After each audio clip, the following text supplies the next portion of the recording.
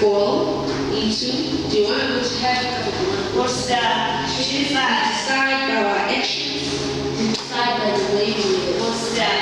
The term we love is in Revelations chapter 3, verse 15 to 16. What's that? And this is the letter, the last letter that John has written. Again, we see from Revelation chapter 2, till Revelation chapter 3. It was the letters.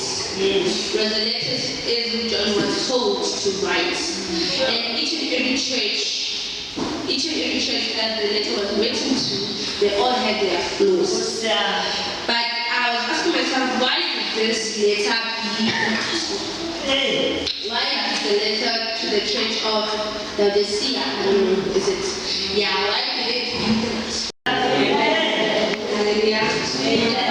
The time in the South African process just hallelujah. On our palm to the Sions, hallelujah.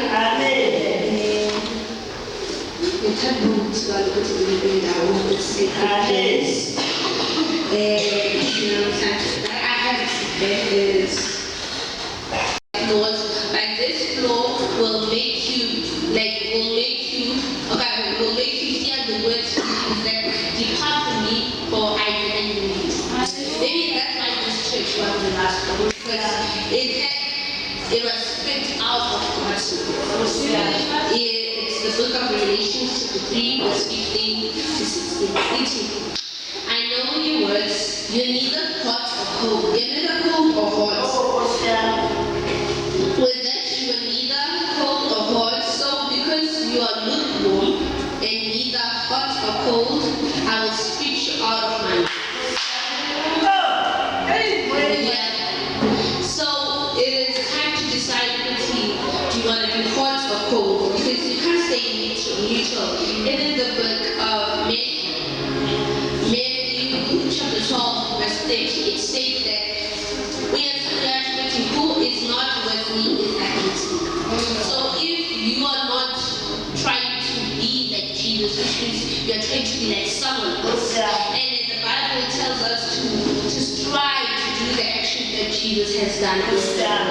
So if we don't try to imitate Jesus, but we don't try to be holy like he is holy, because we were told in the Bible that so we should start to we don't strive to be holy, we are his, we are against him. And then it says, your choices reveals your heart. In the book of Matthew chapter 7, verse 16, it's by their fruits you will recognize them. So what we are like a fig tree that was cursed. What kind of fruits do we bear?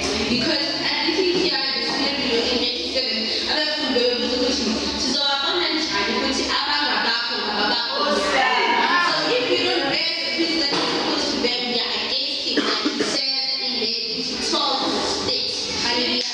So the fruits that we bear, it reveals our hearts, because the choices that we make will reveal our hearts. Our choices that we make, our everyday choices that we make, are the choices that show how we live. And then the book of John, is it John? Yes, I think it's John. It says we are the salt. Even Adam and Eve were not prisoners in the Garden of Eden. A person may ask, but if God didn't want them to eat the fruit, why would he put it there?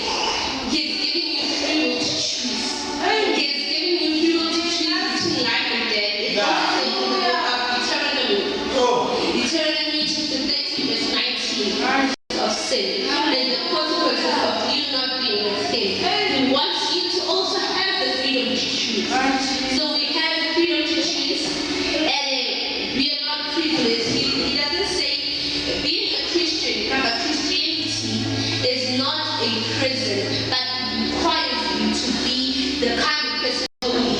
It requires for you to walk in purity. Hallelujah. So it is time to decide, because if you look for, he will spit you out of his. Hallelujah. Hallelujah. So let us decide and let us choose who we are for, because if we're not for Christ,